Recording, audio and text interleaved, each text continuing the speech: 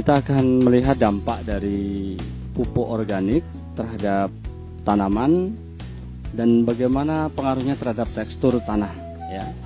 Yang pertama kita akan jelaskan bahwa tanah yang mendapatkan media pupuk organik adalah tanah yang tingkat kegemburannya terjamin, di mana di dalam tanah ini banyak media mikroba yang berkembang demikian baik sehingga akan bermanfaat bagi tanaman.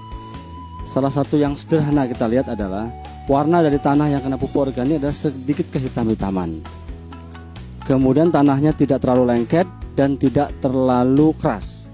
Kenapa? Karena di situ bekerja mikroba organik yang akan membantu bagaimana memfermentasi tanah itu menjadi pupuk yang baik untuk tanaman. Kalau kita bandingkan dengan pupuk dengan tanah yang kena atau diberikan pupuk kimia secara bertahun-tahun, maka yang ada teksturnya sangat lengket ya. Dia tidak ada pori-pori, tidak ada rongga, sehingga kadar oksigen di dalam tanah itu sangat sedikit ya. Sehingga dampak dari pupuk organik sangat baik sekali untuk petani, untuk tanaman. Dan kita lihat bahwa tanaman pun akan kelihatan. Ini adalah tanaman yang tidak diberikan pupuk organik ya. Pada saat di persemaian saja dia tidak tumbuh malai-malai yang baik ya. Berbeda nanti kalau kita lihat tanaman yang diberikan pupuk organik akan menampilkan satu tekstur daun yang sangat baik ya. Ini dampak yang pertama. Dampak yang kedua adalah pengaruh pupuk organik terhadap tanaman jangka panjang. Satu adalah rasio pemberian pupuk antara kimia dan organik adalah pupuk organik lama-kelamaan cost rasionya, biayanya semakin kecil. Kenapa? Karena ketika mikroba ini berkembang dalam tanah dalam jangka panjang, maka tanah lama-kelamaan justru kembali seperti dulu. Tanpa pupuk putih, kata petani, yang kita sebut sebagai urea, itu tanah sudah sangat subur. Kenapa? Karena petani zaman dulu yang diberikan adalah kotoran-kotoran tanpa mengenai pupuk sintetis yang seperti sekarang ini. Sehingga dampak jangka panjangnya pasti ini akan mengembalikan tanah kepada kesuburan yang sangat baik. Sementara pupuk yang sintetis atau pupuk kimia yang kita kenal sekarang ini, dampak jangka panjangnya justru cost rasionya atau biaya yang dibutuhkan petani untuk menyuburkan tanah dalam budidayanya semakin besar ya. Kalau di awal-awal ya 1 hektar mungkin petani hanya butuh 1 hektar pupuk kimia urea misalnya, tapi semakin hari sekarang bahkan 1 hektar itu dibutuhkan sampai 4 kuintal. Ada 4 kali lipat peningkatan dari biaya, sedangkan produktivitasnya kecenderungannya menurun.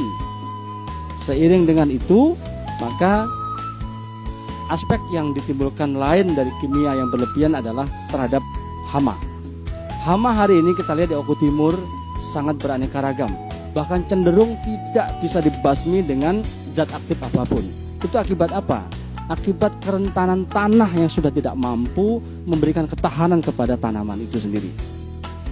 Kita lihat media yang ada di depan saya adalah media tanaman yang diberikan pupuk kimia secara bertahun-tahun. Akarnya tidak panjang, tidak banyak, daunnya pun cenderung tidak indah kita pandang.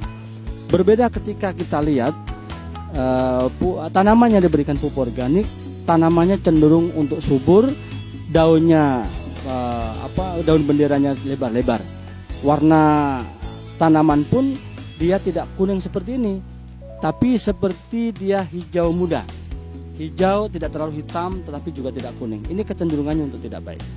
Untuk itu kita lihat pemberian pupuk organik dalam jangka panjang akan bermanfaat kepada petani, kemudian akan meningkatkan pendapatan petani, dan yang lebih bagus lagi adalah menambah kesuburan tanah secara berkesinambungan. Artinya pemberian pupuk organik kepada lahan petani ini sebenarnya kita mengembalikan kesuburan tanah. Kemudian manfaat sosial dari kesejahteraan petani meningkat. Kenapa? Karena penurunan biaya secara pelan-pelan akan kelihatan dirasakan oleh petani. Sementara produknya, hasil dari pertanian organik itu adalah akan sangat mahal. Kenapa? Karena kecenderungannya penyakit-penyakit di perkotaan ya. Ketika mengkonsumsi beras organik, maka itu akan semakin baik dalam kesehatannya. Sekian.